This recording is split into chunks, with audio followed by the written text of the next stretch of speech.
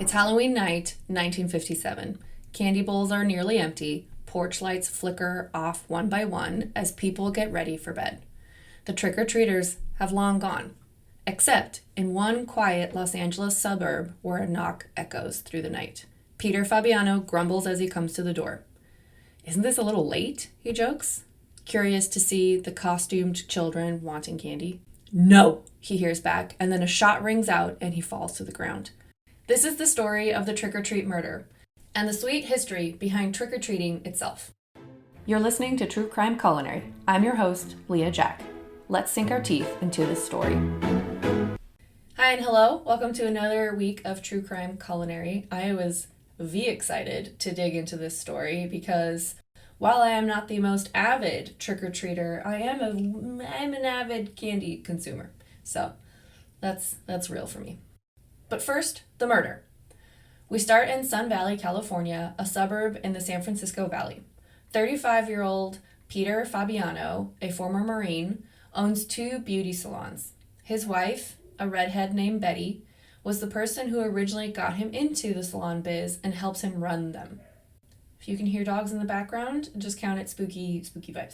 For hairstyles, imagine Marlon Brando, Marilyn Monroe, James Stewart, and Audrey Hepburn.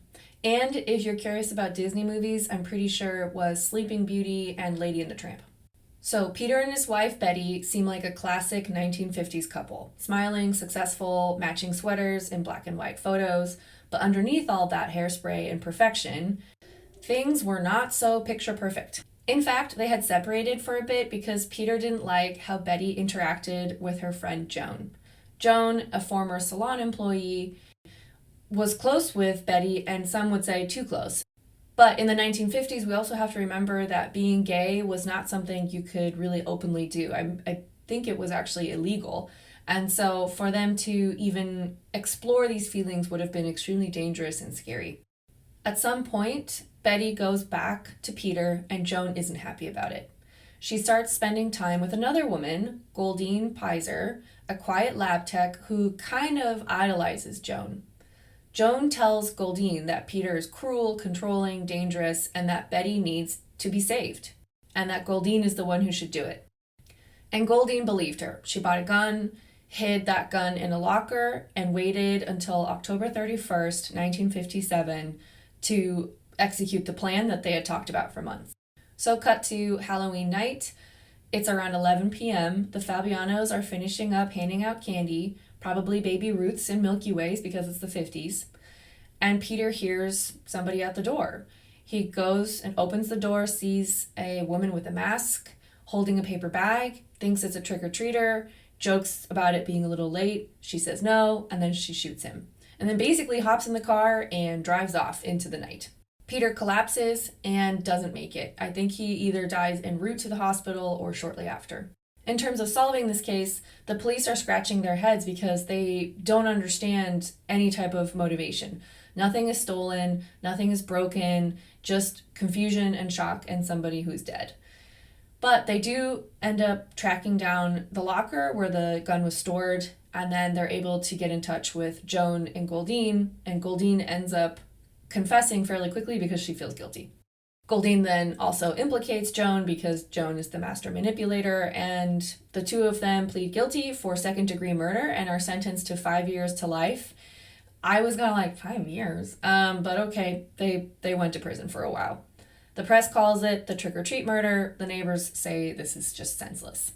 This story is so sad to me because it just feels wicked everything. Like, it feels wicked repressed, feels wicked stalkery, feels wicked delulu, and I just wish that there had been other resources for all these people to kind of like have a little conversation about what is maybe a good place to put our feelings, maybe where we want to write something down and process it differently than coming up with a crazy way to kill somebody on Halloween. Like, it's just, can we pump the brakes, please? Now we got the murder out of the way, let's get to the culinary connection. It starts in the candy bowl. Peter's final act was handing out treats, part of the ritual that's way older than chocolate bars. That bowl of candy isn't just about sugar, it's part of a tradition born from food, fear, and the hope of keeping the spirits away. Over 2,000 years ago, the Celts celebrated.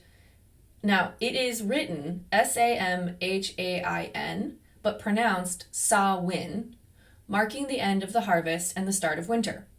The Celts believed the boundary between the living and the dead thinned that night, and therefore people left out food and drink to appease the spirits. They also wore masks to fool any ghosts wandering too close. Food, offering, disguise, protection. Sounds familiar, right? Now we fast forward a few centuries. By the 9th century, Christianity is blending with some of these pagan customs. The poor go souling, knocking on doors, asking for pastries called soul cakes in exchange for prayers for the dead. Let me break that down. Essentially, the poor's only currency that night was to pray. They couldn't offer any cakes because they didn't have money, but instead they could pray for the people of the household on whose door they knocked. So they would knock on the doors, pray for the people, and in exchange, get food. Both sides win. In Scotland and Ireland, kids dress up and perform songs or jokes for treats called guising. Souling is about prayer, guising is about play, but both are carried out in the same way. You basically do something and then you get something. Now, cut to the 1800s. The Irish and Scottish immigrants bring those traditions to North America. Early Halloweens are more about bonfires, ghost stories, and apple bobbing, less about Snickers bars. But by the late 1800s, Victorians turned it domestic. They turned to parlor games, popcorn balls, candied apples, and Halloween became more about sweetness than spirits. But then cut again to the 1920s, and Halloween gets messy again. This is right after World War I. Vibes, not great, not a whole lot of everything. And it's also right before World War II, so you're kind of ramping up to something equally and perhaps arguably even worse.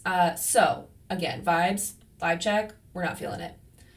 There's a lot of vandalism, broken windows, and pranks galore. And the communities decide, let's bribe this chaos with sweet stuff. They think, give the kids candy, keep your windows intact. And that's when Trick or Treat shows up in newspapers, first in Canada in 1927. Then in World War II, everything was rationed.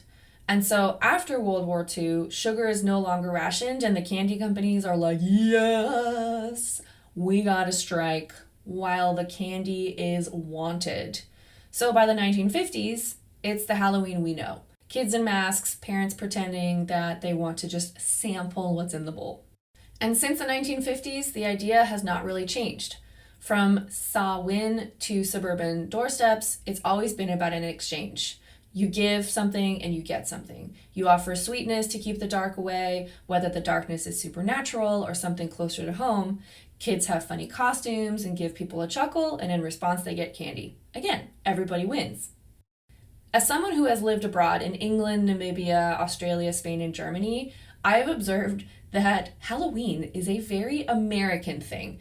In fact, when I lived in Spain, where you would see something like Dia de los Muertos observed a day or two after Halloween, you could spot all the Americans because they had very vibrant costumes, while everybody who was from Spain wore kind of darker Dia de los Muertos outfits. And so that was just something that always stuck out in my mind. Also, when I lived in Namibia, I lived at a sanctuary where there were a lot of volunteers, and we always were looking for activities. So we did do Halloween, even though Namibia doesn't really celebrate Halloween. And I just remember that there were kids at the sanctuary who we were able to kind of like source stuff for them to dress up in costumes, and they basically went around all the employees. And because it wasn't really, normal for them to yell trick or treat, they very excitedly yelled trick or tree. And I was absolutely tickled by that. And I was like, take all my candy. You are the best thing ever.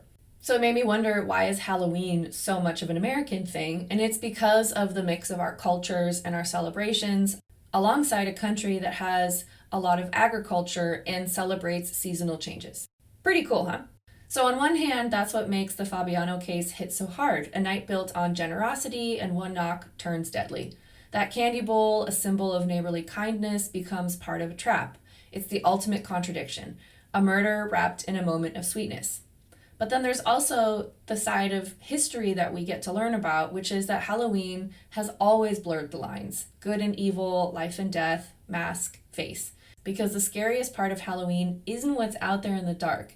It's who's standing right in front of you. And what is the history?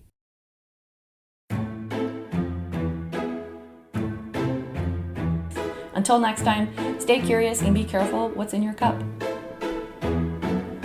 Check out our show notes for sources, hit that subscribe button, rate and review the podcast anywhere you listen. If you want to follow me outside of the podcast, check me out on TikTok, Instagram, or YouTube at But First Bread, where I share clips from the podcast, recipes you can cook safely at home, and plenty of food and fashion fun. Until next time.